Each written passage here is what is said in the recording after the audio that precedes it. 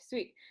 So this is actually for my work. I do work study at the Oral History of American Music at Yale. Oh, I'm also supposed to do an identifier at the beginning for both of us. So I'm Olivia Martinez. Today is Monday, April 27th, and I am in Mishawaka, Indiana, which is near South Bend, and it's actually the home of Adam Driver, the hometown. So okay, yeah. So the Fischoff Festival, right? South Bend. oh yeah, exactly. Were you? I can't remember. Were you in that? Or Mm-hmm. Yeah, I did Fischoff twice actually. Once, if you believe it, I did it in high school. They have a junior division for high schoolers, so I did that with the brass quintet from Interlochen, and then I did it again my sophomore year in college with the woodwind quintet. We placed third, something like that. Third. I think that's right. Yeah. Gallery view. Sweet. So that's where you're from, right? Indiana. Yeah, I'm from Northwest Indiana. My family just moved here, so we are getting used to the area, but yeah, it's really good. Let's see. So did you guys what do you remember what you played at Fischoff? Yes, actually. So our group was called the Prismatics Woodwind Quintet. It's very colorful, very, showy. And we played the Nielsen, and then there's a Japanese arranger who did an arrangement of oh man, it's a late Baroque composer. Oh my God, it's totally slipping. But we did the Nielsen anyway, and then this Bach-esque movement that for some reason it's slipping my mind. I can look it up and send it to you later. But it's a cool one. It's I guess it originated by some Japanese arranger who really liked that style of music. So yeah, it was a good time. That's great. Wow. Did you guys stay together after that, or that was at Interlochen, right? No, well that was the woodwind quintet that I was talking about. The one okay. Yeah, so the quintet in college, actually, I was together with that group for at least 2 years, maybe 3, sort of until people started graduating. I started with them the second half of my freshman year, and that went through basically to the end of my time at Rice, which was like the start of my senior year. So that's like 2.5 years. Yeah. Which, it was great. Some great players. A lot of them have jobs around now. So, yeah. And then the group in high school, no, we did not stay together. We only played that 1 year, but that was because we were all at boarding school together at Interlochen. Yeah. So we actually took it as part of the class. I remember one of the worst things about that group was that we all met when we were at our worst. It was 8:30 a.m. Monday, Wednesday, Friday. Worst possible class time for brass players. There we were, like dead in the morning, completely just hauled out of bed, didn't shower or anything a lot of the time, and walked into class and played brass music. But those were some amazing players too. Do you know Elmer Chirampi? Elmer? I don't think so, yeah. Okay. He seems to know everybody somehow, but you'll meet him someday, I'm sure. He was in that group, and he's a crazy player. I think he was playing acting lead in Boston or something. Symphony. Yeah, he's ridiculous. Wow. So that's crazy. It must have been so cool going to Interlochen. It was awesome. I can't really explain what it was like, because it's just such a unique situation that I don't think many people find themselves in their lives ever really. It's just a bubble, like a little mini campus in the middle of nowhere with nothing to do except practice and play an orchestra and talk to your friends about music. And there's so many ridiculous rules. At least when I was there, you weren't allowed to use your phones. You had to wear a uniform during school hours. You had to the internet was restricted. It shut off at midnight. You had to be in your room by whatever it was, 10 o'clock. And maybe in the army, you have those sorts of restrictions, but it forces you to really, really get to know the people around you and like their passion for music, which I think is effective. So I love that. Mm-hmm. Yeah. Definitely. I went to a boarding school, but not an arts boarding school.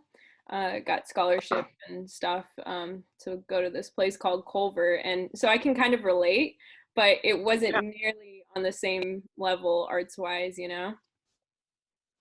But Well, I mean, a boarding great school though, place. same, Yeah. that's the same concept. I mean, did you like it? Oh yeah. No, I loved it. It's just like what you talked about. I mean, we could use our phones. We, you Yeah. know, had our phones, but yeah, that's crazy. Yeah, and then there, you know, there was like a small town that you could walk to town and like go to the pizza place or whatever, but it was, you know, it was really small. So, Yeah. yeah. And that was in Indiana, or? Indiana, yeah. So, not far from where I grew up. So, it wasn't, yeah, it was a good experience for sure. Sure. So, yeah. Oh, okay. So, sorry. I'm new to this, but I forgot to do the introduction thing. So, this is Markus Osterlund or Osterlund? Either. Usually people say Australian, but yeah, I Okay. get both. Is that what you prefer, or Well, it's actually Swedish. My mom is from Sweden, so technically it's Markus Osterlund. So it's neither. Osterlund? Yes, it's like Oh, a U because it has an umlaut over it, but uh-huh. it doesn't. Osterlund really doesn't matter. Yeah. Mm-hmm. I don't think I knew that about you, that your mom is like Swedish. Yeah, she's from Sweden. She actually doesn't even have U.S. citizenship. She just lives in Hawaii and on a green card, and she's done that for 30 years now. So Whoa. Wow. yeah. So you been there? Or you Yeah, actually, before I started playing horn and doing like stuff in the summers, like Interlochen or other festivals, I used to go every summer. We would go because that's basically I only know the whole family on my mom's side, Mhm. so that was whenever we visited family, it was going to Sweden every summer. Wow. That's so cool. Yeah, fun time. I would love to go up there and are there like fjords and stuff over there or Yeah, I've actually never gone, which is like my biggest regret because I mean I was a kid. What say do I have? Like, oh, no, I don't want to visit family. I want to go see the fjords. Like, no. So, but someday I do plan to do that because I've heard that they're beautiful. I heard they're really far away, so that makes sense that you would like see family and And I think they're more in Norway, but they definitely are in both countries. But you kind yeah. of have to travel there. There's Mhm. no nearby Mm. city. Sure. Gotcha. Yeah. Wow. Very cool. Wow. So Yes. yeah, very cool. So Markus is the second horn of the National Symphony Orchestra, and you've had that for like, what is it now, like 4 or 5 years? Not quite that long. I think it's 3.5. So Three and a I half. guess get towards 4. Yeah, Okay, about 3.5. sweet. And yeah, that's almost. We must have met 3 years ago. Mm-hmm. Almost 3 years ago. It would have been in May or June that we met. I think. Yeah. Yeah, during the summer, NSO Yeah. SMI. Yeah. Yeah. Mm-hmm. So yeah, not long after I started, maybe half a year after I started, I think was when we met. Uh-huh. Yeah. Yeah. So yeah, I mean the summer that I was there and you were teaching, you were my like lessons teacher for that time, and that was so fun, like um Yeah. all the path stuff and you know all that good stuff, and I'm the impressed. Mediterranean place that we went and ate at, that was good. Yeah, with David. Yeah, that's a great place. Yeah. Mm-hmm. I like eating there. They have great pizza. Ooh. Yeah. Yeah. So thanks again for this, taking the time to do this interview. I was just wondering a few things. I was watching the National Symphony Orchestra videos and I saw the Mahler 5 one, the highlights video, and it was so good. Do you want to just like talk about that, or how it is playing in your section, that the orchestra, whatever. Sure, yeah. So the Mahler 5 actually was fantastic, and it was going to be a program that we took on tour. So we were going on tour to Asia, first spending, I think, 10 days in Japan and then 10 days in China, something like that. And then I was going to have a little vacation afterward in Thailand. So it was going to amount to like a month-long Asia sort of trip. And the program was going to be, the highlights of the program were going to be Mahler 5 and Dvorak 9, because we recorded Dvorak 9 on a CD, and that just got released right around the time of the tour, which I think was intentional. And so that was our main program, as we were going to go around and do these different festivals in China and Japan. So the Mahler 5 was really like a fantastic week, because that was the week that was leading up to the departure date for our tour. And our tour didn't actually get canceled until like the very end of that week. So maybe, I don't remember the exact day, but it was probably less than a week before we were slated to leave, which was March 3rd, to Japan first. And the China part of the tour had been canceled at that point. It got canceled earlier because that was where all of the news was about, COVID-19. And so the board made the executive decision to completely pull NSO out of all China engagements. But we had still planned to go to Japan, because at that time, the situation in Japan seemed less serious. So yeah, we didn't really find out that we were not going to Japan until less than a week before.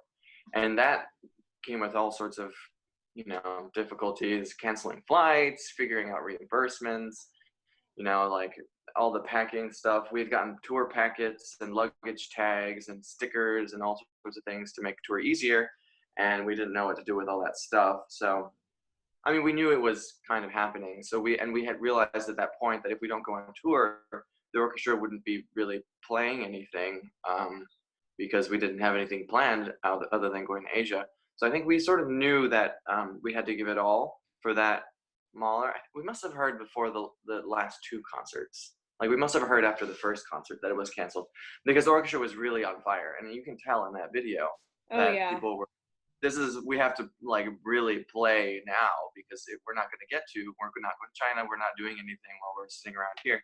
So we did. Abel obviously is a monster. I mean, it was really inspiring to sit next to him for Mahler 5, because he's just so reliable and so chill, and just like, Mahler 5 is not cake. It's definitely like crab. You really have to dig in and get through.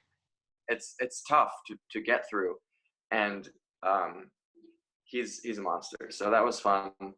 The section plays quite loud. We actually have a sub who was playing second clarinet that week, because our second clarinetist was going to stay home, and she was in the orchestra when you were at SMI. Her name is Rebecca Tobin. Oh, yeah. Yeah, she's a close friend of mine. She's awesome. She's really fun. And she was back playing with NSO because she was going on tour with us. So she was playing with us for 2 weeks. And she was like, yeah, the NSO horn section is definitely the loudest horn section I've ever played with. Because, she's sitting right in front of us. And I felt kind of bad. I was like, well, we're not just loud, but like Mahler 5 was crazy. Just the fact that everybody has the chops to put out like that for a whole piece and like really deliver without losing control or anything was different than most Mahler 5s I've heard or played. So I love that. I loved the recording. What I heard of it, you guys just laid it down. It was great. Mm-hmm. Yeah. And a bell on the soft stuff too, Easily, yeah. Oh yeah. Mm-hmm. I think, and Billy too on the opening. I don't know if that was included on the online. Yeah, it was. Yeah. Oh yeah, the opening trumpet thing was just great. Mm-hmm. So is that one of your favorite performances that you've had with them, or what have been some of those? Absolutely. Mahler 5 is great. I think most of my favorite performances probably lean towards the ones with second horn bits in them. So actually there was like a series of 4 weeks in a row where I had solos in 2019, I think in the spring. So that was probably like my favorite time. Some of that included the Queen Mab Scherzo from Prokofiev and Romeo and Juliet. And so that one has like a bunch of actually second horn solo above the first horn. Did you know that? Do you know the third horn? I'm familiar with the third horn excerpt, but not so much the second.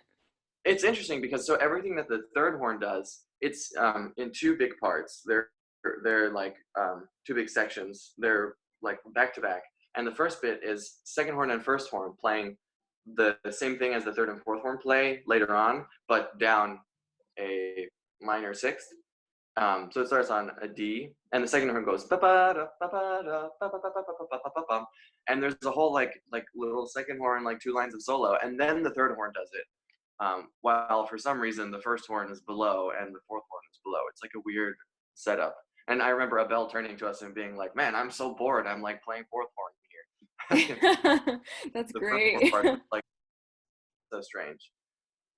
So. But yeah, the Mahler 5 was definitely one of my favorites, and we did a Mahler 1 as well. But that was, I think, at the end of 2018, so a bit of a while ago. Mm-hmm. Those have been, I think, my 2 favorites. Nice. I think we did a Czech 5. Czech 5? Yeah, we had a Czech 5 that was pretty good. That one stuck out less so to me, though, I think. Nice. Well, I'm sure you'll get plenty more of that. Oh, yeah. Well, it's great. The orchestra is definitely on an upward trajectory. It's been very clear to me since I joined that everybody, I don't know what's changing. I don't, if maybe it's Noseda bringing more energy to the table, or maybe the orchestra is finding a groove to be more cohesive as a unit. I don't know, but I definitely can tell the orchestra has been on a steep rise in musical ability. And coronavirus had to interrupt it, of course. Right. We were sort of peak with the Mahler 5, I think. We were like right as good as the orchestra has ever sounded, I think. Mm-hmm. Yeah. That Mahler 5 was. So do you know when you guys will go back, or No, yeah, we have official dates, but those are just the same dates that the governor, I think, has enacted. mm-hmm. Like it's or maybe it's the federal limit. So at first it was May 10, or the official day was, everything is canceled through May 10. Right. But that was what I think a federal thing said. You can't gather in groups of 10, more than 10, until May 10. And then that was extended until May 22nd. So officially, our next upcoming concert is Memorial Day, but mm-hmm. I don't think it's gonna happen. Right. Mm-hmm.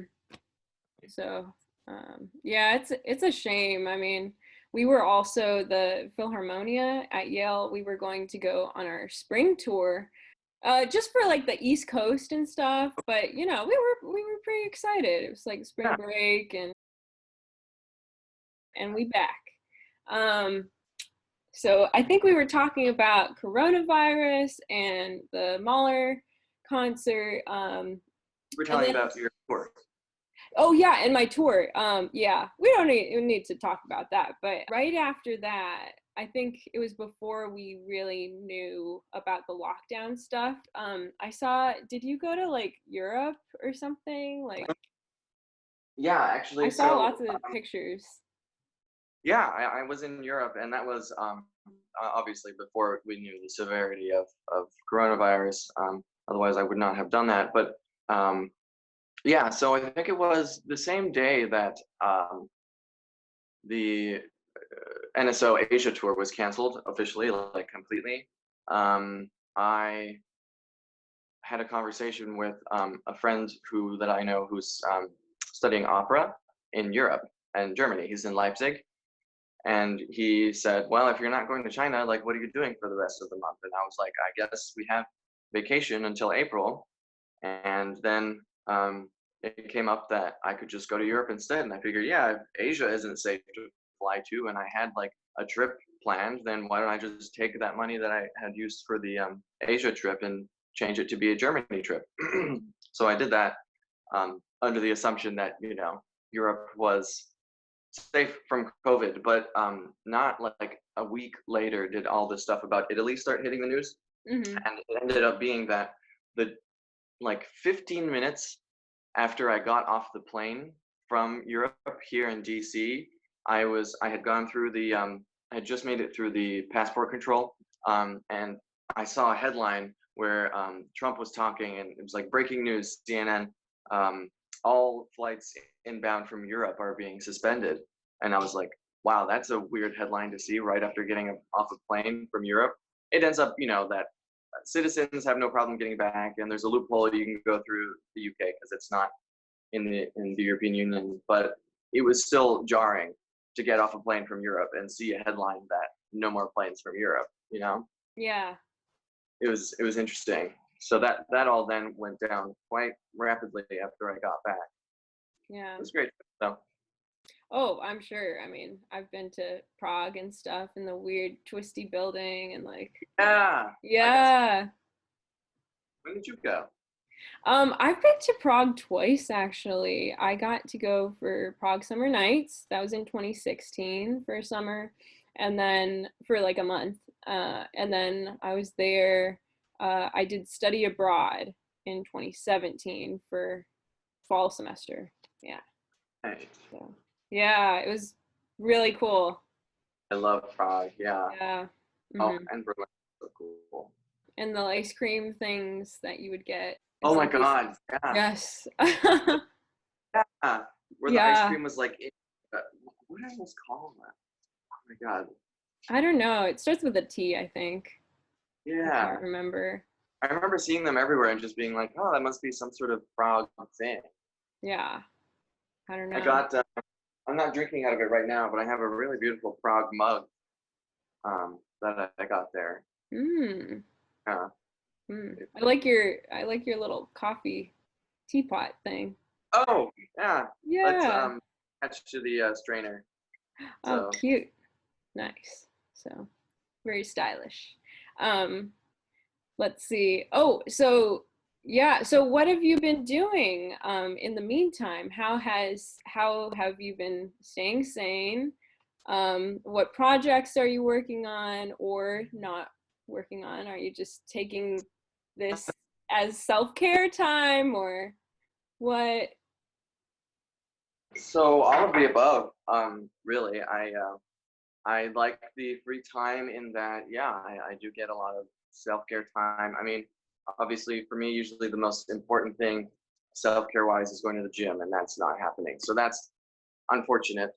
Even though we do have a gym in my apartment building, it's closed down because there are enough occupants that it'd probably be a safety hazard. So that's tough, but I do, you know, what I can at home. I have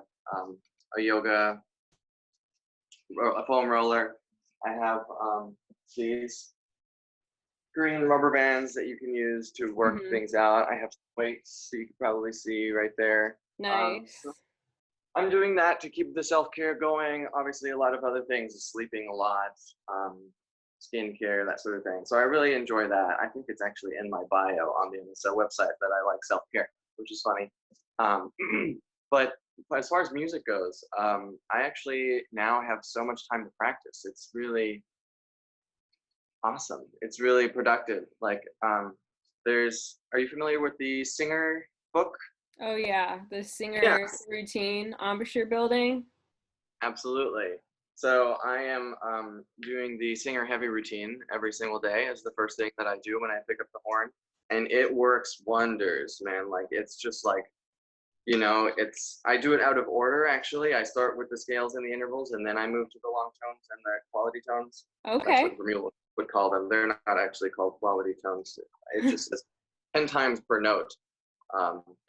But yeah, VerMeulen has a 10-step quality tone routine that you can do on those notes that are provided, which include everything from K tongues to stopped horn to flutter tonguing. Yeah, so it's awesome. I've noticed just huge strides in the fundamentals of my playing through the Singer heavy routine because while I'm working, usually the second horn player is the workhorse of the horn section. You know, or she sits through all the pieces on every program usually. So depending on the repertoire of the week, that can be very taxing. And if you're doing double rehearsals or double concerts or whatever, with a heavy program playing second horn, oftentimes there really isn't enough space left to do something like the singer routine. Sometimes on those heavy days, the only thing I can realistically do is read some light mezzo piano, like etudes that aren't too loud, too high, or anything like that, which I also have been looking at away from the singer routine is the Shoemaker book. Oh. Absolutely. If you're not familiar with this book, you should 100% get it. It was like required reading, required material for all undergrads at Rice. They're called the Legato Etudes for French horn, and they're based on the Conconi vocalise. I love those. Yeah. So they're just slightly more complex than the Conconi ones, and it's a great book. So those are the two like fundamental side of my playing that I've been looking at. Obviously, I'm not performing per se, but I also have been doing a lot of recording projects, so that's been fun. Do you know Young Kim? Are you familiar with him? I follow him, I think, or we're friends on Facebook. Yeah, so you should definitely check out his YouTube page because he's got a recording of, you may have heard it, España, which is to die for. So clean. So, yes. Yeah. So he's a fantastic player. We play computer games like every day. It's amazing. But we also play duets remotely. So I'll record a part, send it to him. He'll record his part underneath, and then that's a duet. We're working on a trio currently with Ian Mayton. I don't know if you know Ian. He's fourth horn with the Houston Symphony. Sweet. So he's, we're doing a trio together. He's also one of the gamers that we play Call of Duty with or whatever, what have you. That's awesome. Yeah, and I'm also working on the 12-horn arrangement of Titanic, the James Horner soundtrack. And that's 12 horns, but I'm playing it with Alex Kovling in the Navy band here. He lives just 15 minutes. So that's 6 parts to record. I just recorded horn 12 yesterday. So, and it's wide range too. The horn 12 part was the one that we decided to have me record first because it goes down to a pedal C sharp, like the lowest one that is playable on the horn. Dude. It's, Wait, like horn pitch C sharp, right? Horn C sharp, yeah. Okay. So like basically the lowest note that I could play. No, I mean, I could play maybe a couple notes below that, but like it's pretty low. So that's in the horn 12 part, and there's a bunch of pedal Ds as well. And then Alex is playing first on that one, but I'm also playing third on that one. So between third horn and 12th horn, there's a high D above high C and a pedal C sharp below everything else. So what is that? 1, 2, 3, 4. That's 4 octaves of range. There's a lot to be responsible for, but it's fun. You know, I get to push myself and do that because I don't usually have the opportunity to during regular life. Yeah, no, it's definitely the best time. I'm also having more time to practice because you know, with the hurry of things, you're usually like, oh, you know, I'll squeeze in this amount of practice. But now it's like, oh yeah, I can actually take the time to try out all these routines or whatever. So that's what I'm kind of doing now as well. Are you exploring any specific ones, any specific routines or etudes? Or? Yeah, I'm just going through like 2 weeks at a time, kind of different warm-up routines. Like I went through the Farkas, being from Indiana. Yeah, going to the Stanley routine, you know, stuff like that. Stamp. So I just started. I should have a look at that. Oh yes. Yeah. Nailed it. Nice. Mr. Clevenger would be proud. Oh yeah. Yes. So that's a good one. Did you, Alex, Ian, Young, did you guys meet at a competition or like how did you guys meet? We actually all went to Rice together, except for Young. But Young went to Rice and he graduated the year before I started there, and Alex started the same year as me. So yeah, we were all in a class together. It was one hell of a class my sophomore year. Holy crap! I think that was, I shouldn't compare years, but it was probably the best sounding class of my time there. Mm-hmm. Everybody in that class has a job. Yeah, all 9 of us, Wow. and ranging from Seattle Symphony, Houston Symphony, St. Louis. Oh no, that's not. That's young. What am I saying? Houston, North Carolina, National, Philadelphia. Like it was crazy. Houston Grand Opera, like just one killer section. Columbus Symphony. Everybody was awesome. We played Heldenleben. Oh my god. Wow. Yeah. Yeah, it was ridiculous. So can you can you speak a bit about the vibe there, or what do you think was so special about that class that, you know, that you guys all just have obviously Yeah. had so much success, you know? Yeah, it's like everybody liked each other, everybody was super supportive, and I think above all, everybody inspired each other. Obviously, VerMeulen is an incredible teacher, and all of his students find success one way or another. And but that class was especially, it stuck out a lot more than others, I think, because it was so inspiring to be around that group of people. I don't know if you know John Turman. Mm-mm. No, so he was the undergrad. He's 3 years older than I am, I believe. Yeah, he's 3 years older than I am, and he had taken a year off of school to go play third horn in the Dallas Symphony. So the year that I started, oh no, the second year of college for me was John's year coming back to Rice after having played a year professionally as third horn with Dallas Symphony, and so that in and of itself was hugely inspiring because it was like this guy had a job in a fantastic orchestra with, you know, playing third horn to Dave Cooper, and now he's in my studio in school. Like what you know, that's just, it was crazy to me. And so getting to know him, getting to emulate him, copy his playing, and, you know, admire him that year, win seating auditions against him, all of that just like served for me to be really inspiring, and it really cemented the idea in my head that, like, yeah, I'm gonna make it, you know, I'm gonna get a job. It's not really a question of if, it's a question of when. And that really, I think that was really powerful for everybody in that studio that year, because like I said, they all ended up with jobs. And once you know somebody who wins a job, and you know they're playing, and you know that you can, you know, go head to head, neck to neck, whatever the phrase is, with them on the horn, then you know you're going to win a job. Like that level of confidence is just so empowering. And it's kind of stupid, right? Because you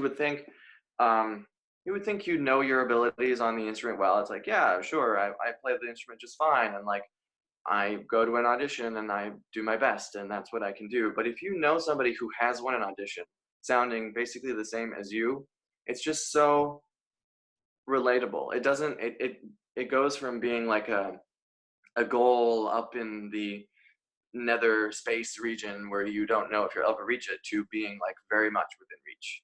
Mm-hmm. So I think that was one of the things that was very powerful. I would attribute a lot of the vibe that year being so successful to John Turman. Mm-hmm. He now plays third in Seattle. Awesome. Yeah. He sounds great. I'll have to listen to some recordings. Oh yeah. Yeah. Check out the Seattle Symphony Horns Facebook page. First of all, they have like over a dozen recordings that they've produced, and they're all amazing players, and they're super fun. They even have a Christmas special where they sing. Wait, It's really? awesome. Oh, wow. Yeah. Oh, I'll send you the link. It's so worth. It's hilarious. I'm watching this, and they can sing. Wow, that's impressive. Yeah. So Some better than others, but yeah, it's awesome. Nice. So, wow. Well, that's really cool. That's a really great way of articulating it too. How the mindset is kind of a really big thing. So, do you have any I don't know, advice for people who maybe don't know someone who's won an audition that they're peers with, or, you know, do you have any, I don't know, just blanket advice for them going about that? Yeah, well, I think the most powerful thing for me when I was a student, um, at all times, not just when I was on the audition circuit, but as a student from, from middle school through now, I still consider myself in a lot of ways a student because there's so much that I have to learn and get better at, is that listening is the most important thing, believe it or not. There were times in high school where I felt like listening actually was more productive for me than practicing. That might be a controversial statement, but it's, like I said, it's all about the mindset with everything, really. So much about what we do musically just has to come from your mind. It has to come from your emotions, your feelings, your thoughts, your logic. And so listening is so advantageous in that it gives you perspective, and it gives you destinations, and it gives you ideas and convictions about what your music should sound like, and where it's going, what your goals are, right?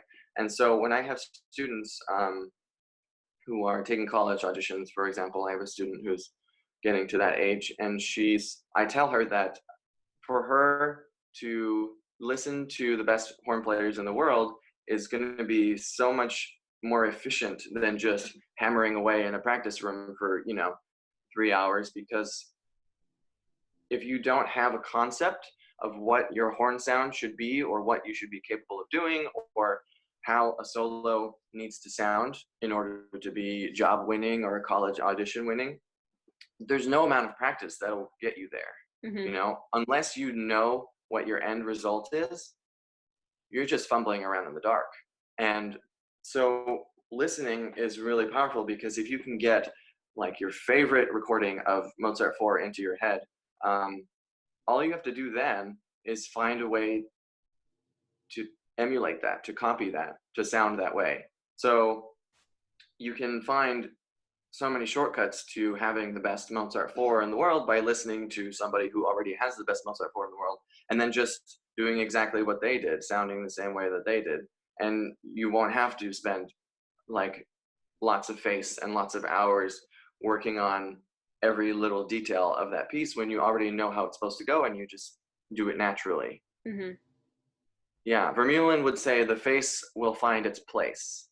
And that's really true, because if you have the strong concept of what you want from your playing, if that is so strong, it will naturally just seep into your playing, and it will come out.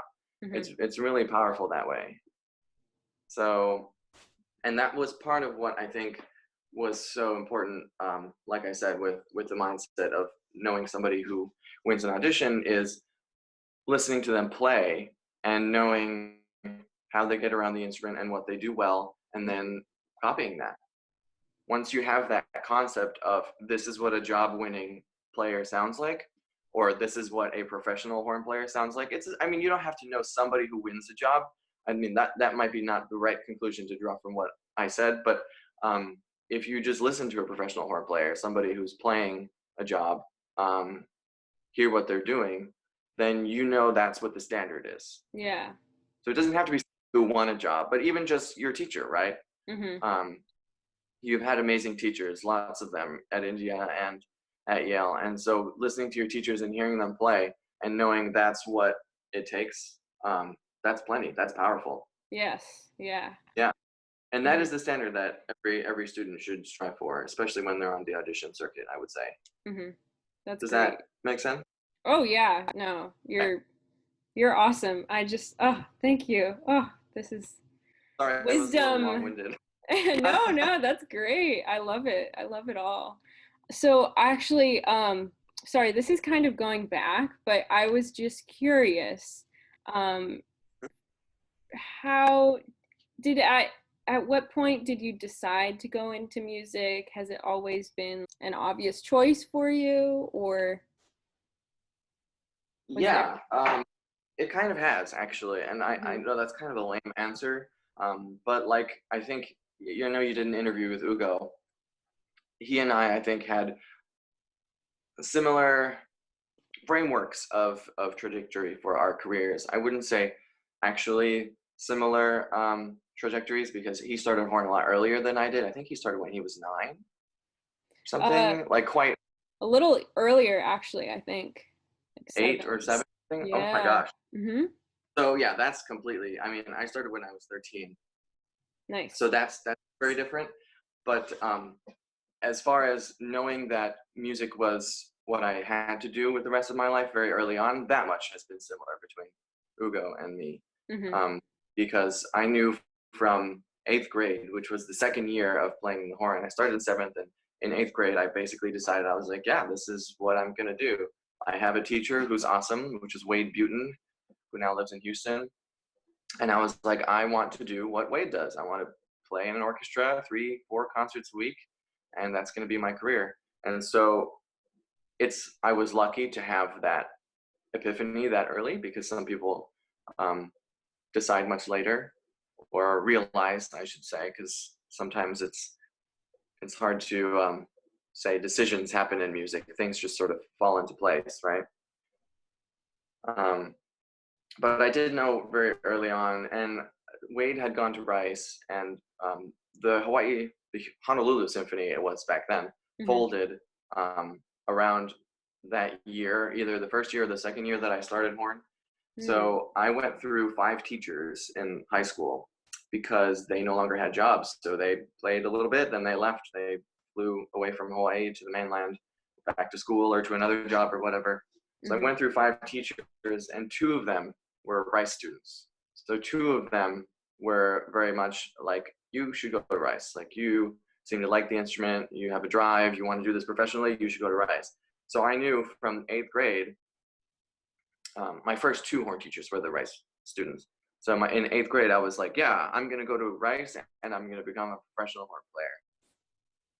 That's awesome. Yeah. That's really cool. And really inspiring that, this dream that you had when you were a kid, like you just ran with it, like no doubts, like just go. Everything planned miraculously. Yeah, literally Yeah. everything went. So that was lucky. But I mean, that's totally not necessary. There's so many people who decide that they want to be a professional horn player their senior year of college. I knew somebody who did that, and he went to Rice with us, and he has a job now. So Wow. Yeah. it's totally doable. The trajectory is not a set thing. It's Uh-huh. really just, how hungry are you for it, and how clear is your concept of what your goals are going to be and how you're going to get there. And if it's clear enough, you do it. Mm-hmm. Yeah. That's great. How was it growing up in Hawaii? Like, I've never been there, and so, but I've always wanted to go. You should. Oh my gosh, it's so beautiful.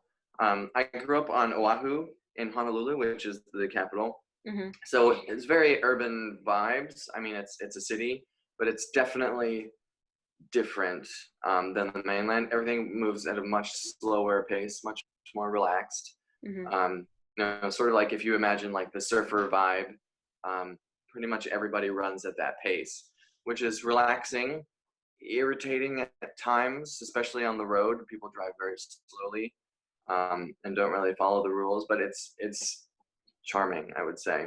Mm-hmm. And it's beautiful. Like even though I lived in the capital city, you can drive around the island and go see all these beautiful volcano craters and beaches and bays, and hiking. There's so much to do, and so much to see, that I really value going back every year. I actually teach at a festival that happens every summer, and it was canceled this summer, which sucks, but it's called Pacific Music Institute, which is awesome. And so that's been a great reason for me to go back for 10 days every summer.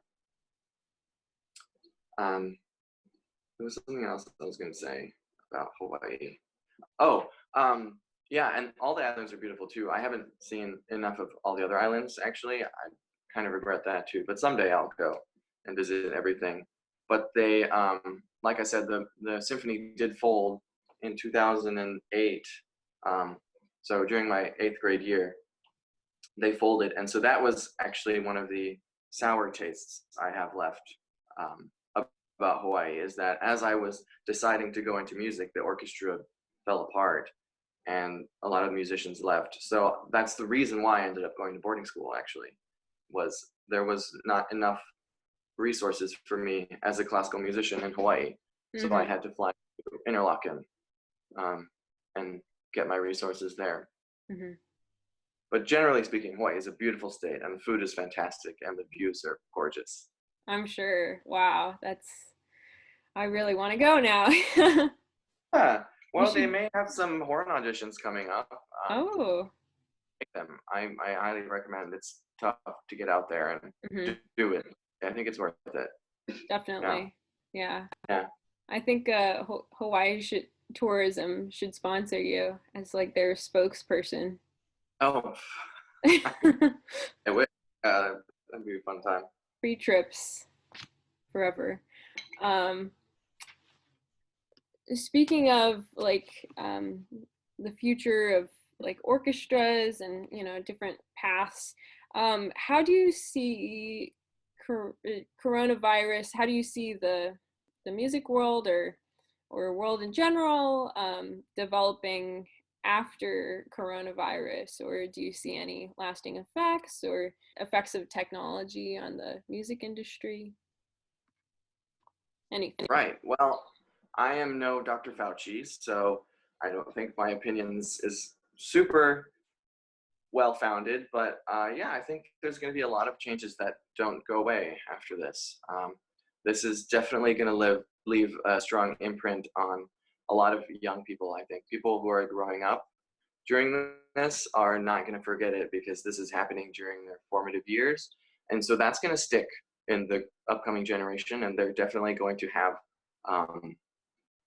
a lot of smart ideas that we should have been doing long ago that will eventually get standardized in our society as they, become full adults. Some of those things I think include maybe handshakes are going away, maybe hugging in public are going to be going away, especially if there's a second round of COVID-19 in the winter of 2020, or if it becomes a yearly seasonal thing. Yeah, I think physical contact is going to be people are going to be a lot more careful with it. And that's just generally speaking. As far as specifically musicians being affected, like I said, don't think we'll be back on stage working by Memorial Day, like we're currently, the official status is. I think what's going to happen is what the Berlin Philharmonic is doing today. Actually, I don't know if you saw this, but they're doing a digital concert hall broadcast where they're playing a chamber orchestra with the seating spaced out 4 to 6 feet apart. So I think it's like little groups of string players sort of interspersed on the stage playing together that way for a camera. And I'm almost certain that's going to be definitely how we come back to work. But honestly, that's most likely how all orchestras are going to have to come back to work, because depending on the literature you look at, concerts are not going to be reinstated for, I think, longer than we know.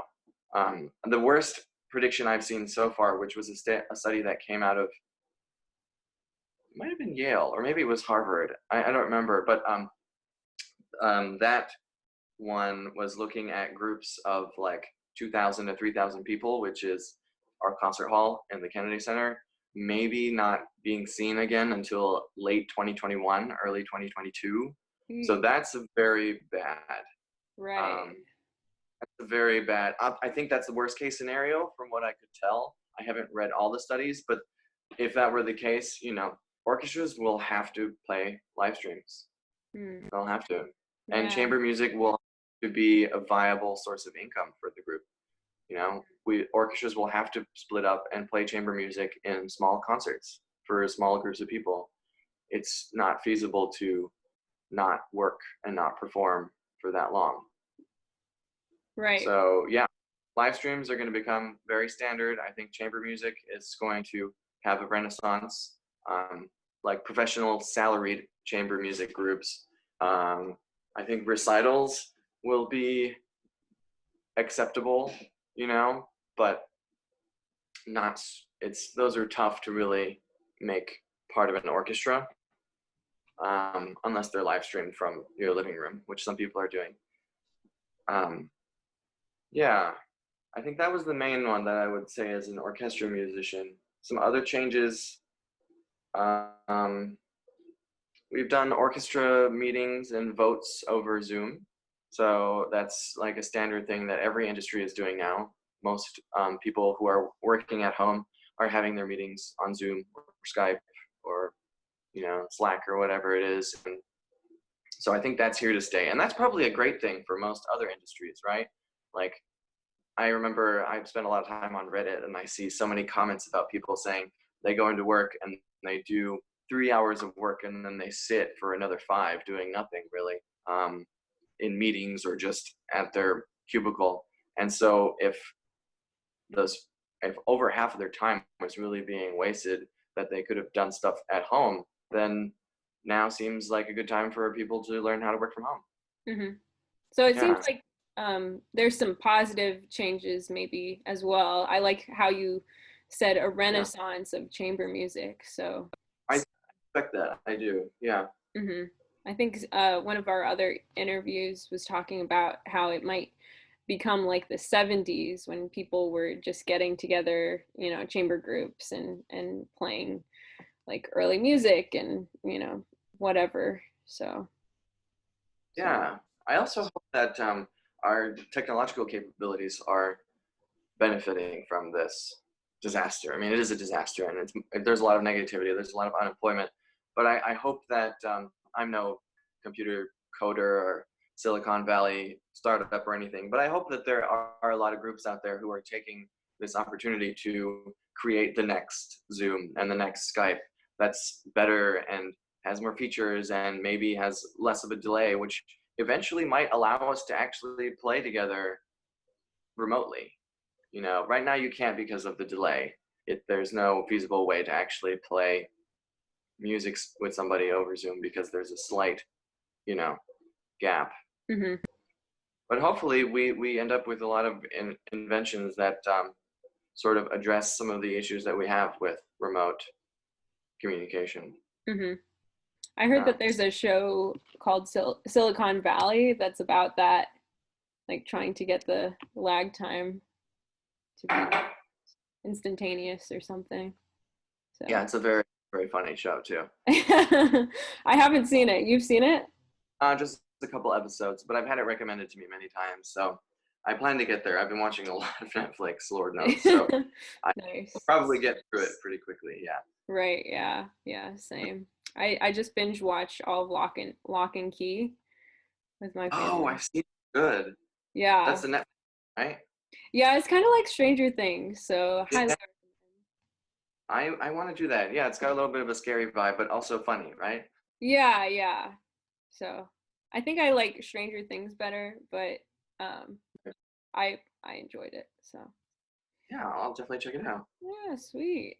Do you have time for like 2 more questions? Yeah, please, okay, sweet.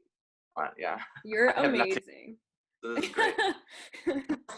I don't know what philosophy has impacted you the most, I guess. Like there's something your teacher said. And then the second question is David Cooper's question that he asks all his guests at the end of his Instagram live things. I don't know if you've seen those, but yeah, they're great. Which is like, how is music important, especially in these times? So. Oh, sure. Yeah. Well, I'll start with the first question. It's a little easier. Yeah. So, as far as things that have impacted me, you mean wide-ranging things. You don't mean like something specific in my playing. You mean like something that covers the bigger picture. Whatever you want. It could be like a quote that your teacher said, or something that like a mantra that you have, or just like an example that you saw, whatever, that you think has contributed to your success Okay. or Yeah, that makes it wellness? a little tougher, but I will still stick with the answer I had. So this is a big picture answer, and this is something that definitely has sort of dictated the way I go about everything that I do. So as you know, I studied at Rice in college with Bill VerMeulen, who is definitely a mentor and somebody that I look up to immensely. And so, but even before that, I mentioned I studied with two people who went to Rice, Rob Johnson, who plays in Houston, and Wade Butin, who lives in Houston. And when I studied with them, they explained what Rice was to me. They never pushed me that, I have to go to Rice, but they suggested it, and they explained what it was. And so I knew from early on what it was, and I went out of my way to go have some lessons with VerMeulen long before I went to Rice as a student. So I played for him, if I remember correctly, 4 times before going to Rice. And the first, it must have been the end of my 9th grade year. Yeah. So I'd been playing horn for 7th grade, 8th grade, 9th grade. So I'd played horn for 3 years. At the end of my 9th grade year, I flew to Houston and I played for VerMeulen on one of our trips to Sweden. It was like sort of on the way. And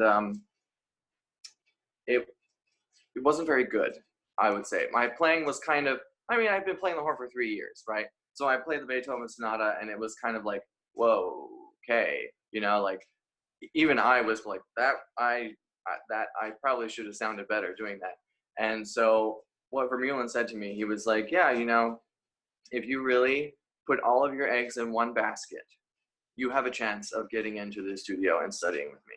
You have a chance, he said. It wasn't like, oh yeah, it was like, if you put all of your eggs in one basket, it will serve you well.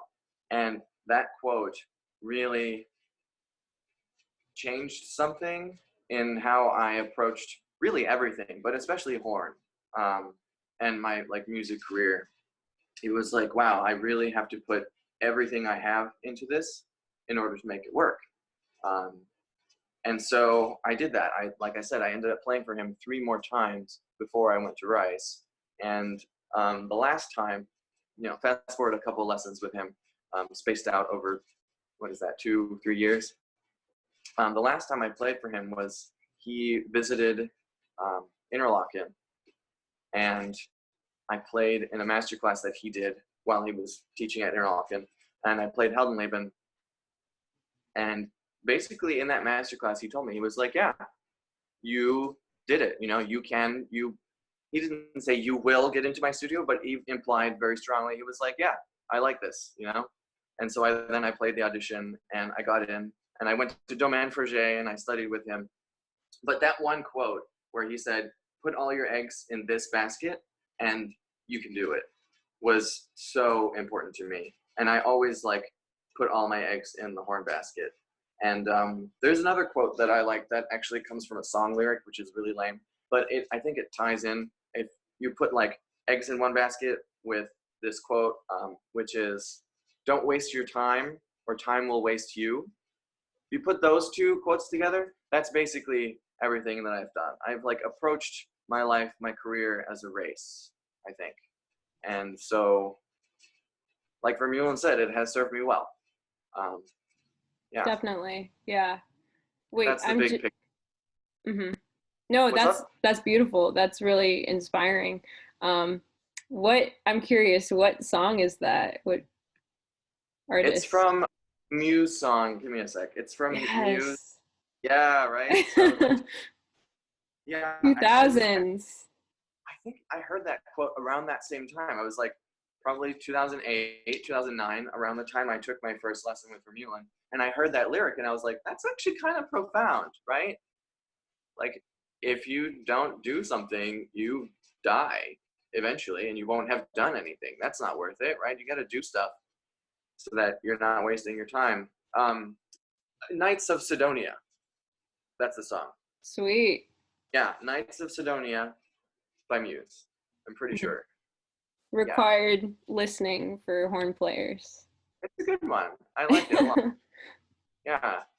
And all right, so moving on to the second question. Sweet, right? thank you. Second question was, could you repeat it for me? Oh yeah. Just basically, why is music important? You know, especially in these times, you know. Yeah. Well, I would say with COVID-19, with coronavirus, the role of a musician is arguably more important than it has been ever, because the first thing that people turn to in times of distress and times of disaster and need is music. And you see this over and over again, right? It's when 9/11 happened, for example. In people's grief process, the first thing that they did that you would see is people would get together and they would sing and remember, memorialize the things that happened and vow not to forget them. And you see that with shootings and school shootings and all sorts of horrendous tragedies, coronavirus included. Now, my newsfeed has never been so flooded with music. And so I think I was going to say non-essential, but it is essential. Non-essential is not the right word. In a non-tangible, traditional, but I would say non-tangible way, we are sort of the frontline responders. I would say the musicians are the frontline responders to the emotional side of something like this. And obviously, you know, the nurses, the doctors, the technicians, those are all the first line responders for the physical symptoms of coronavirus. But the emotional symptoms are ones that are addressed by musicians first and foremost. People obviously will be going to their therapists and, you know, finding ways to deal with the insanity and the mental depression or anxiety that comes with all of this disaster. But the emotional part is best addressed with music. So I think we serve a really important purpose by getting people into that mindset where you can kind of relax and let everything melt away and find yourself in a different universe, whether it be a Mahler universe or a Muse, you know, hype song, or an EDM like club mindset. It doesn't matter. Whatever gets you in that frame of mind where you can reset all of your emotions and reset all of your anxious thoughts and sort of cathartically deal with all of the stuff that's bothering you. That's a pretty powerful thing for music to do. So yeah, that's exactly what I would say our role is during all of this. Does that make sense? Wow, that was, yes, that is amazing. You are amazing. Thank you so much. You're so sweet. We have to do this again sometime. Maybe, hopefully in person. Yes. Yeah. So yeah, keep doing well. I hope your workouts go well and Call of Duty and everything. I've been playing a lot of Minecraft. Dude, same. Yeah, that's fun. Yeah. So awesome. so yeah, awesome. So I appreciate that. Thank you. Yeah. Yeah, sweet. So yeah, you've just been really on the front lines of music, and just want to share your voice. So sweet. Yeah. Cool. Awesome. Cool. So good awesome. luck with your work and project. And thank you. Yeah, you too. I will check out that Muse song and the Seattle Horns and everything. And yeah, yeah. don't forget Take care. The what? Oh, the Shoemaker. Yeah. Definitely. Thank you so much. Okay. All right. All right. Talk to you later, Marcus. Bye-bye. See you. Bye.